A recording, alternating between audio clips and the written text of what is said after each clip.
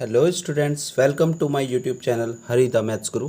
Students, आज हम जो केटी यूनिवर्सिटी के इंजीनियरिंग मैथमेटिक्स सेकंड के क्वेश्चन पेपर में जो प्रीवियस ईयर में सेक्शन ए में शॉर्ट आंसर्स टाइप क्वेश्चंस आते हैं, उन क्वेश्चंस का हम PYQ क्वेश्चंस का हम सॉल्यूशन डिस्कस करेंगे और इनमें कुछ इंपॉर्टेंट क्वेश्चंस भी हैं जो मोस्ट एक्सपेक्टेड हैं, तो इनको हम सॉल्व करना डिस्कस करेंगे। तो सबसे पहले हम डिस्कस कर रहे हैं डिफरेंशियल इक्वेशन यूनिट 1 से स्टार्ट कर रहे हैं सेक्शन ए के क्वेश्चंस में जो प्रीवियस ईयर में आए हुए हैं। पहला क्वेश्चन है, find the roots of auxiliary equation of the differential equation d square y upon d x square minus 6 dy/dx plus 9y equal to 4e⁻³ 2015 में आया हुआ क्वेश्चन है ये। तो क्वेश्चन का सॉल्यूशन में वो कहता है रूट्स निकालने हैं ऑक्सिलरी इक्वेशन के। तो ऑक्सिलरी इक्वेशन, ये जो डिफरेंशियल इक्वेशन है उसको पहले हम कैपिटल डी नोटेशन में कन्वर्ट कर लेते हैं। कैसे कन्वर्ट किया जाता है वो बताया हुआ है, d/dx की जगह पर कैपिटल डी रिप्लेस कर देते हैं। तो यहाँ कैपिटल डी रिप्लेस कर देंगे तो d square Y minus 6dy बन जाएगा, यहाँ पर डी रिप्लेस करेंगे प्लस 9y, वाई कॉमन आ जाएगा, ये इक्वेशन बन जाएगी। ऑक्सिलरी इक्वेशन बनेगी कैसे? बस उसके लिए आपको क्या करना होता है, डी को एम से रिप्लेस करना होता है, वाई को 1 से और राइट हैंड साइड 0। तो डी को एम से रिप्लेस किया, वाई को 1 से राइट साइड 0, तो ऑक्सिलरी इक्वेशन ये बन गई। इसको सिंप्लीफाई किया, फैक्टर किए, एम की वैल्यू 3 आ रही है और यही एम की जो वैल्यू है वो ऑक्सिलरी इक्वेशन के रूट्स बन रहे हैं। वही क्वेश्चन में पूछा गया था, क्वेश्चन हमारा कंप्लीट होता है। नेक्स्ट क्वेश्चन नंबर 2 की बात करें तो ये यूनिवर्सिटी एग्जाम में 2015 में आया हुआ क्वेश्चन है। फाइंड करने को कह रहा है order and degree of the differential equation d square y upon d x square plus square root of 1 plus dy/dx to the whole cube equal 0। इस डिफरेंशियल इक्वेशन का ऑर्डर एंड डिग्री कंफर्म करनी है। Student, किसी भी degree और order वाले question के लिए आपको सबसे पहले उस क्वेश्चन को देखना होता है और उसमें कहीं पर फ्रैक्शनल पावर नहीं होनी चाहिए, रेडिकल साइन यानी कि। तो फ्रैक्शनल अगर पावर है, जैसे ये अंडर रूट है तो 1/2 पावर है, इसको हटाना होगा तो इसको हम प्लस की टर्म में उधर ले गए, माइनस में आ जाएगा। इसको हटाने के लिए दोनों तरफ स्क्वायरिंग कर दिया। जब रेडिकल साइन रिमूव हो जाए तो उसके बाद ऑर्डर के लिए तो बस इक्वेशन में मैक्सिमम कितने टाइम डेरिवेटिव हो रहा है वो देखना है। तो हाईएस्ट टाइम डेरिवेटिव इस इक्वेशन में 2 बार हो रहा है, इसलिए हाईएस्ट टाइम डेरिवेटिव ये इसका ऑर्डर हो गया यानी कि 2। और डिग्री देखनी है तो हाईएस्ट ऑर्डर डेरिवेटिव की पावर यानी कि उसकी डिग्री देखेंगे। तो हाईएस्ट ऑर्डर डेरिवेटिव ये, इसकी पावर कितनी बन रही है 2, तो डिग्री इसकी कितनी हो जाएगी इक्वेशन की 2। क्लियर। नेक्स्ट अगर हम बात करें क्वेश्चन नंबर 3 जो यूनिवर्सिटी एग्जाम में 2016 में पूछा गया, शो करने को कह रहा है y d x minus 2x dy equal to 0 represent a parabola. ये जो डिफरेंशियल इक्वेशन है ये एक पैराबोला को रिप्रेजेंट करेगी, हमें यहाँ पर शो करना है। तो डिफरेंशियल इक्वेशन क्या कर्व रिप्रेजेंट कर रही है वो पता करना है, तो कर्व की इक्वेशन बनानी पड़ेगी और ये है डिफरेंशियल इक्वेशन। तो इक्वेशन बनाने के लिए डिफरेंशियल इक्वेशन को सॉल्व करना पड़ेगा यानी कि डेरिवेटिव हटाना होगा। तो उसके लिए हमने सबसे पहले इन्हें सेपरेट कर लिया, dx वाली टर्म एक साइड, dy वाली टर्म एक साइड। फिर वेरिएबल सेपरेट किए, dx के साथ x वाली टर्म ले और dy के साथ y वाली टर्म सेपरेट कर ली। उसके बाद जस्ट इंटीग्रेट कर दिया, क्योंकि डिफरेंशिएशन रिमूव करना था तो इंटीग्रेट करना ही होगा। तो दोनों तरफ इंटीग्रेट करेंगे, 1/x का log x हो जाएगा या 1/y का log y। इसको इंटीग्रेट किया तो इंटीग्रेशन कांस्टेंट log c हमने यूज़ कर लिया। सिंप्लीफाई किया, log m minus log n की प्रॉपर्टी से log y square upon c से लिख सकते हैं। दोनों तरफ से log रिमूव हो गया, इक्वेशन हमारी ये बनी जो कि पैराबोला की इक्वेशन होती है। तो इसका मतलब प्रूफ हो गया कि ये पैराबोला को रिप्रेजेंट करेगा। अगर हम क्वेश्चन नंबर 4 की बात करें तो 4 में कहता है find the PI of the differential equation d minus a का whole square into y equal to e⁻x f'(x). ये क्वेश्चन 2016 में यूनिवर्सिटी एग्जाम में पूछा गया है। तो यहाँ पर इस डिफरेंशियल इक्वेशन का पीआई सॉल्व करना है। स्टूडेंट, पीआई के लिए हम जानते हैं पीआई क्या होता है डिफरेंशियल इक्वेशन का, 1 डेरिवेटिव ऑपरेटर। तो डेरिवेटिव ऑपरेटर यहाँ क्या है, d square d minus a का whole square into right side term. Right side term क्या है, e⁻x इंटू f'। ठीक है, उसके बाद अब इसका पीआई सॉल्व करना है। तो आपको मैंने प्लेलिस्ट में सारे पीआई का एक ही 1 शॉर्ट वीडियो है, शायद 20 मिनट का है, उसमें सारे फार्मूलेज बताए हुए हैं। अभी भी अगर आपको रिवीजन करना हो, फाइनल रिवीजन, तो आप सीएफ और पीआई के एक ही वीडियो के अंदर सारे फार्मूले जो है वो रिवाइज कर सकते हैं।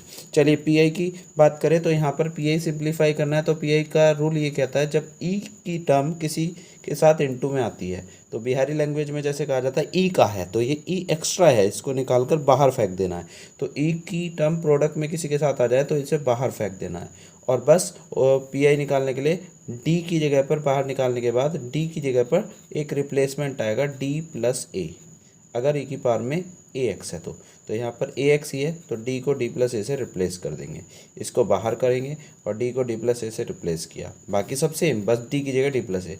तो यहाँ ए से ए कैंसिल और ये हो जाए बचेगा 1/d²। 1/d किसके इक्वल होता है, इंटीग्रेशन के, 1/d² 2 टाइम इंटीग्रेशन के। तो अब इसका 2 बार इंटीग्रेशन कर देंगे।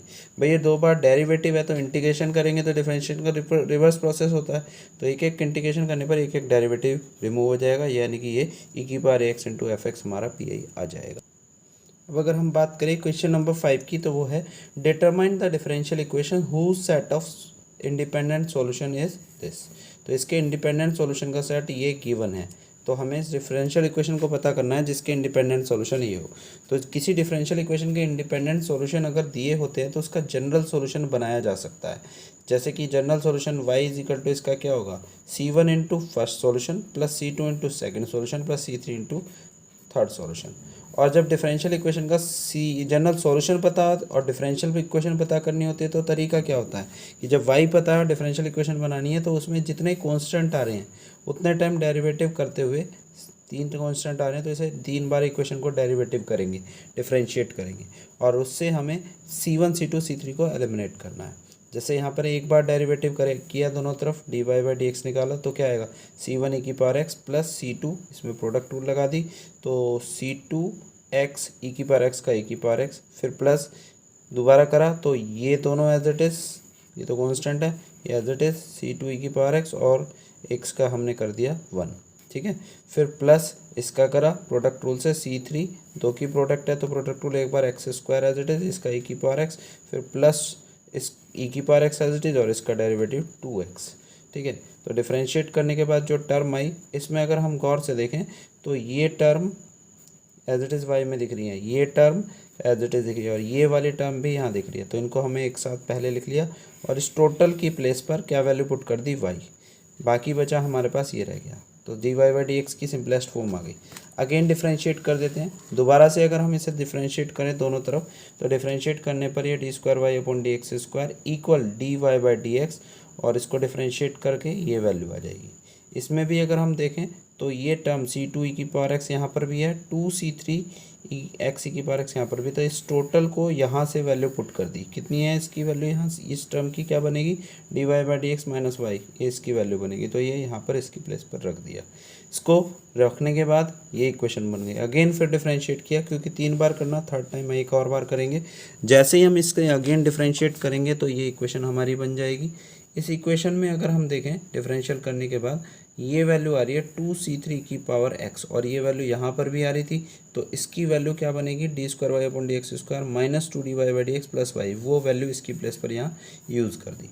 यूज़ करने के बाद ये इक्वेशन बन गई। अब इसमें एक भी आर्बिट्रेरी कांस्टेंट नहीं है, तो जो इक्वेशन बनेगी यही हमारी डिफरेंशियल इक्वेशन बनेगी। हमें बस जितने टाइम कांस्टेंट है उतने टाइम डेरिवेटिव करते जाना है और आर्बिट्रेरी कांस्टेंट को हटा देना उनकी इक्वेशन का यूज़ करते हुए। तो हटा दिया, कोई भी c1 c2 कांस्टेंट नहीं आ रही c3, और ये इसकी रिक्वायर्ड डिफरेंशियल इक्वेशन बन गई। नेक्स्ट अगर हम क्वेश्चन नंबर 6 की बात करें तो 6 में कहता है सॉल्व डिफरेंशियल इक्वेशन d+1 का whole cube into y equal to 2e⁻⁻x। इस डिफरेंशियल इक्वेशन को सॉल्व करना है, तो सॉल्यूशन करने के लिए तो हमें CF और PI दोनों चाहिए होता है। तो CF फाइंड आउट करने के लिए ऑक्सिलरी इक्वेशन बनाई, d को m से रिप्लेस किया, y को 1 से, राइट साइड 0, तो m की वैल्यू हमारी 1 1 1 आ रही है। देख सकते हैं किसी भी m की वैल्यू में आयोटा इन्वॉल्व नहीं है, इट मीन्स ये सारी वैल्यू रियल हैं और रिपीटेड हैं। तो रियल एंड रिपीटेड वाला केस हमने पढ़ा था कि अगर m1 वैल्यू 3 टाइम रिपीट करे तो CF का फार्मूला ये होता है c1 + c2x + c3x² e⁻m1x। जितने कांस्टेंट है c1 c2 c3 जितनी बार रिपीट करें उतने कांस्टेंट आएंगे, और एक एक पावर x की 0 से शुरू होकर बढ़ती चली इंटू e⁻m1x। m1 की वैल्यू यहाँ 1 है, वो पुट कर दिया तो CF आ जाएगा। अब PI सॉल्व करा तो PI का फार्मूला क्या होता है, 1 derivative operator into right side term. अब इसमें अगर हम देखें तो यहाँ पर PI सॉल्व करने का रूल e⁻k का फॉर्म फंक्शन बन रहा है, तो उसके लिए PI निकालने का रूल होता है कि e⁻ax से कंपेयर करो, और जब a पता लग जाए तो d को a से रिप्लेस कर देते हैं। यहाँ पर e⁻ax से कंपेयर करेंगे तो a की जगह पर -1 है, पर -1 यहाँ रखते ही नीचे क्या बन जाएगा, d की जगह पर -1 रखने पर 0। तो एक केस ऑफ फेलियर बन रहा है, जब 0 बने तो केस फेल हो जाता है। तो उस केस में क्या किया जाता है, पहले एक x से इंटू करते हैं और अपोन में जो ऑपरेटर है उसको डिफरेंशिएट कर देते हैं। तो डिफरेंशिएट किया 3 × d+1 का होल स्क्वायर, ठीक है। और उसके बाद फिर से प्रयास करते हैं वही डी को ए से रिप्लेस करने का। ए यहाँ पर -1 है तो फिर रखेंगे डी की जगह पर -1, फिर 0 हो जाएगा। तो अगेन फिर से एक और एक्स से इंटू करेंगे बाहर और इसको फिर से डिफ्रेंशिएट कर देंगे। तो डिफ्रेंशिएट किया 6 × D+1 आ गया। फिर रिप्लेस करने की कोशिश करेंगे डी की जगह पर ए यानी कि -1, तो ये फिर से 0 हो जा रहा है। तो एक और एक्स से इंटू होगी यानी कि यहाँ पर आएगा हमारा x³, ठीक है। और इसका डेरिवेटिव करेंगे फिर से तो 1 हो जाएगा। और अब डी रिमूव हो चुका है, ये हमारा पी आई हो गया। सी एफ और पी आई को ऐड कर देंगे तो y बराबर C F plus P I इसका सॉल्यूशन है। क्वेश्चन नंबर 7 फाइंड करने को कह रहा है पी आई और differential equation d² y/dx² plus 4y equal to sin 2x। 2018 का क्वेश्चन है। तो इसमें हमें इसका सिर्फ पी आई निकालना है। तो इक्वेशन को हम अगर लिखें तो d/dx को कैपिटल डी से रिप्लेस करके हम ऐसे लिख सकते हैं d² plus 4y equal to sin 2x। अब इसका पी आई सॉल्व करना है। पी आई का रूल क्या होता है, 1 डेरिवेटिव ऑपरेटर यानी कि d² plus 4 into right hand side term. आप जानते हैं कि सी एफ और पी आई के केस साइन और कोस के लिए अगर साइन ए एक्स या कोस ए एक्स का फंक्शन है और पी आई सॉल्व करना है तो पहले उसे साइन ए एक्स से कंपेयर करेंगे, ए आइडेंटिफाई कर लेंगे। तो यहाँ पर ए मतलब एक्स का कोफिशिएंट कितना है 2, तो ए की वैल्यू आ गई। उसके बाद d² को -a² से रिप्लेस किया जाता है और ए यहाँ 2 है तो -4 से रिप्लेस करेंगे। पर रिप्लेस करते ही जैसे ही यहाँ -4 रखेंगे d² की जगह पे नीचे 0 बन जाएगा। तो एक केस ऑफ फेलियर बन रहा है। अगर 0 नहीं बनता तो वैल्यू रख देते हैं, 0 बन रहा है तो केस ऑफ फेलियर है। फेलियर केस में क्या किया जाता है, पहले x से इंटू और 1 में ऑपरेटर का डेरिवेटिव, इसका डेरिवेटिव कर दिया डी के रेस्पेक्ट में 2d। उसके बाद 1/d हम जानते हैं क्या होता है इंटीग्रेशन, तो एक बार इसका इंटीग्रेशन कर देंगे, ए पी आई आ जाएगा। नेक्स्ट क्वेश्चन नंबर 7 की अगर हम बात करें तो ये कहता है solve the simultaneous differential equation dy/dt equal to 3x dx/dt is equal to 3y। Question 2018 में आया हुआ है। साइमल्टेनियस इक्वेशन को सॉल्व करने का वर्किंग स्टेप है, सबसे पहला काम आपको डिफरेंशियल इक्वेशन में जहाँ भी d/dt है उसे d से रिप्लेस करना है कैपिटल। तो इसकी जगह पर कैपिटल D रिप्लेस कर दिया तो कैपिटल dy इक्वल 3x, ये पहली इक्वेशन बन गई। और यहाँ पर dx is equal to 3y question number 2 बन गई। दोनों इक्वेशन निकल जाने के बाद हमें इन दोनों इक्वेशन में से ध्यान रखिएगा सबसे पहले y एलिमिनेट करना होता है, यानी कि दोनों इक्वेशन से y गायब करना है, किसी एक से y की वैल्यू निकाल कर दूसरे में। तो यहाँ से हम y निकाल सकते हैं dx/3, ये वैल्यू यहाँ रख देंगे। तो y की जगह पर वैल्यू यहाँ रखेंगे तो dx/3, d ऑलरेडी था, इज इक्वल टू 3x बनेगा। अब इसको हमने 3 इधर इंटू में ले गए तो ये d²x minus equal to 9x बनेगा, इधर जाकर -9x बन जाएगा। x कॉमन लिया तो यहाँ पर ये ऑक्सिलरी इक्वेशन हम इसको बनाकर कांस्टेंट कोएफिशिएंट बन गई। अब इसको सी एफ और पी आई निकालेंगे, उसके लिए ऑक्सिलरी इक्वेशन बनाई। ऑक्सिलरी इक्वेशन क्या बनेगी, m² - 9 इक्वल टू 0।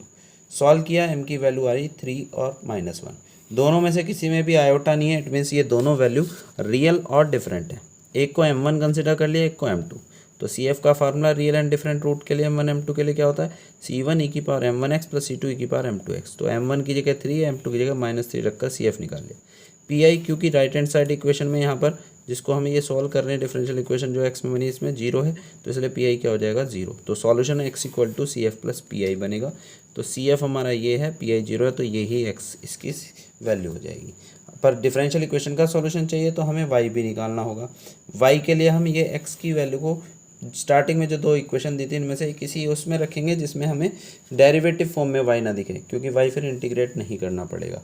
तो x निकालना है तो ये वैल्यू हम फर्स्ट वाले में रख देते हैं, क्योंकि यहाँ पर y नहीं इसमें रखेंगे तो x निकालना है ना, तो फर्स्ट में इसमें रखेंगे तो डेरिवेटिव फॉर्म में है y, इसमें रखना पड़ेगा। तो इसमें x की जगह पर वैल्यू रख देंगे। तो x 3y is equal to dx/dt है, ठीक है। 3y is equal to dx/dt मतलब कैपिटल dx है, और x हम सॉल्व कर चुके हैं, ये वैल्यू यहाँ रख दी। d मतलब डेरिवेटिव, डिफरेंशिएट कर लिया, y आ गया। तो ये जो इक्वेशन 3 और 4 जो x और y की वैल्यू है ये रिक्वायर्ड सॉल्यूशन हो जाएगी इसका। चलिए नेक्स्ट क्वेश्चन नंबर 9 देख लेते हैं। क्वेश्चन नंबर 9 में कहता है find the differential equation of which represent the family of straight line passing through origin, यानी कि वो डिफरेंशियल इक्वेशन पता करनी है जो ओरिजिन से पास होकर जाने वाली स्ट्रेट लाइन को फैमिली को रिप्रेजेंट करती हो। तो इक्वेशन ओरिजिन से पास होकर जाने वाली लाइन की क्या होती है, फैमिली ऑफ स्ट्रेट लाइन की y इक्वल टू mx। अब वो इसकी डिफरेंशियल इक्वेशन पूछ रहा है। तो अभी बताया था डिफरेंशियल इक्वेशन बनाने का तरीका क्या होता है, जितने कांस्टेंट है उतनी बार डेरिवेटिव करो और वो जो इक्वेशन बनी एक ओरिजिनल और एक डिफरेंशियल इक्वेशन करके डिफरेंशिएशन करके उनकी हेल्प से कांस्टेंट को रिमूव कर दो। तो y डिफरेंशिएशन करा इस इक्वेशन का दोनों तरफ, तो dy/dx इक्वल टू कितना आ जाएगा m, और एक ही कांस्टेंट था आर्बिट्रेरी तो एक ही बार डेरिवेटिव किया। अब इन दोनों इक्वेशन से m एलिमिनेट करना है, तो यहाँ से m की वैल्यू उठाकर यहाँ रख देंगे, तो यहाँ रखेंगे तो y कितना आ जाएगा x इंटू dy/dx, ये हमारा required differential equation. Next question number 10 में कहता है state the criteria of linearly independent solution of homogeneous linear differential equation. मतलब कोई भी होमोजीनियस लीनियर डिफरेंशियल इक्वेशन है तो उसके ऑफ ऑर्डर n के हैं, n ऑर्डर की लीनियर डिफरेंशियल इक्वेशन है, तो उसके लीनियरली इंडिपेंडेंट सॉल्यूशन होने की क्या कंडीशन है, क्या क्राइटेरिया है। कंडीशन ये है कि डिफरेंशियल इक्वेशन nth ऑर्डर की है तो n इंडिपेंडेंट सॉल्यूशन मिलेंगे, जितने ऑर्डर की होती है उतने ही इंडिपेंडेंट सॉल्यूशन मिलते हैं। तो मान लिया y1 y2 y3 yn इसके इंडिपेंडेंट सॉल्यूशन है। तो इनके इंडिपेंडेंट होने की कंडीशन ये होती है कि इनके लिए w की वैल्यू 0 आनी चाहिए। w मीन्स रोन्स्किन, तो रोन्स्किन की वैल्यू 0 आनी चाहिए। जहाँ पर रोन्स्किन w किसके इक्वल होता है भाई, w में ये जो आपने solution y1 y2 y3 yn लिखे हैं, ये w अपने आप में एक डिटरमिनेंट होता है, जिसमें फर्स्ट रो तो एज इट इज़ ये फंक्शन आएंगे, सेकंड में वन टाइम डेरिवेटिव इसका आएगा, थर्ड में सेकंड टाइम, इस तरीके से चलता रहेगा। और जितने हैं n तो n minus one time derivative, तो ये जो डिटरमिनेंट आता है इसको बोलते हैं रोन्स्किन। और अगर ये 0 आ जाए तो लीनियरली इंडिपेंडेंट होते हैं सॉल्यूशन। यही क्राइटेरिया बस एग्जाम में लिखना था।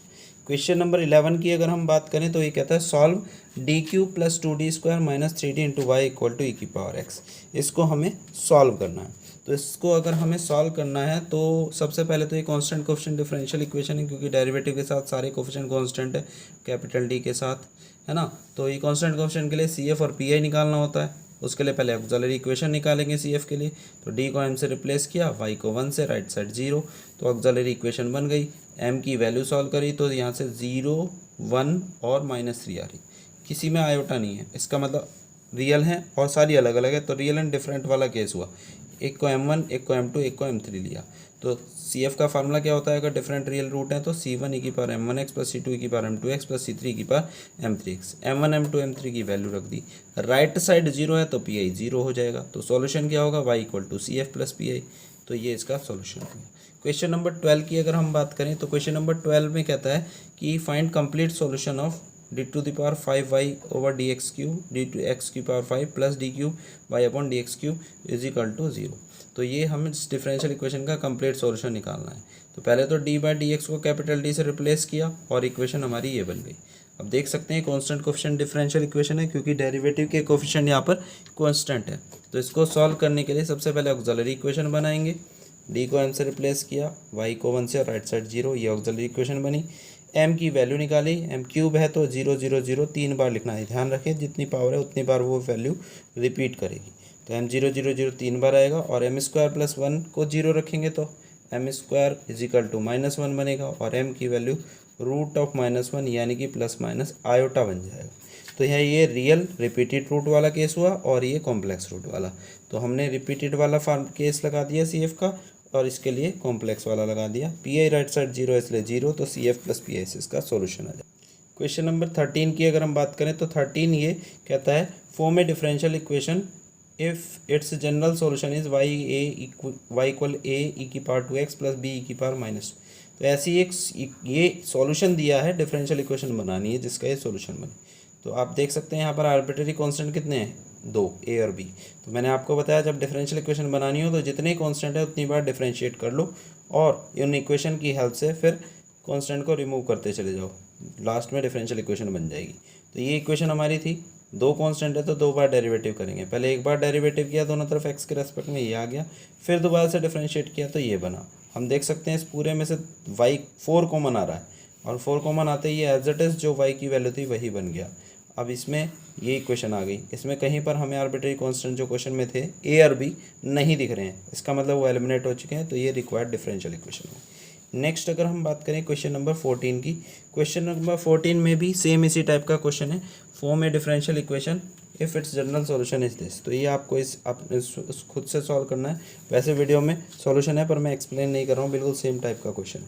क्वेश्चन नंबर 15 की बात करें तो for a differential equation d square y upon d x square plus 2 alpha d y by d x plus y equal to 0, ये एक डिफरेंशियल इक्वेशन है। वो कह रहा है the value of alpha find out करना है for which the characteristic equation of have equal root, यानी कि इस डिफरेंशियल इक्वेशन के characteristic equation, that means auxiliary equation को ही कैरेक्टरिस्टिक इक्वेशन बोलते हैं। तो इसकी कैरेक्टरिस्टिक इक्वेशन के अगर इक्वल रूट्स हों तो उसके लिए हमें अल्फ़ा की वैल्यू निकालनी है। तो पहले इसकी ऑक्सिलरी इक्वेशन तो बना ले। तो पहले स्टैंडर्ड फॉर्म में से लिख लिया, कैपिटल डी से रिप्लेस करके डी बाई डी एक्स को, तो d square plus 2 alpha d plus 1 into y equal to 0। अब कैरेक्टरिस्टिक इक्वेशन बना लेते हैं, यानी कि ऑक्सिलरी इक्वेशन। तो डी को एम से रिप्लेस कर दिया और y को 1 से, राइट साइड 0, तो m square plus 2 alpha m plus 1 equal to 0 है। ये ऑक्सिलरी इक्वेशन बन गई, जो कि एक क्वाड्रेटिक इक्वेशन है। और वो कह रहा है कि इसके रूट इक्वल हैं, सेम रूट रखता है। तो हमने पढ़ा है 8th क्लास में, श्वेताचार्य फार्मूला है उसमें, कि अगर कोई क्वाड्रेटिक इक्वेशन के रूट्स इक्वल हैं तो कंडीशन होती है उसका डिस्क्रिमिनेंट 0 होता है, b square minus 4ac equal to 0। तो यहाँ पर स्टैंडर्ड फॉर्म से इसे कंपेयर किया तो a जो है वो 1 है, b की प्लेस पर m का कोफिशिएंट यानी कि 2 अल्फ़ा है, और c की प्लेस पर 1। तो a b c की वैल्यू रखी, यहाँ रखने के बाद अल्फ़ा निकल आया +-1, ये हमारा फाइनल आंसर हो जाएगा।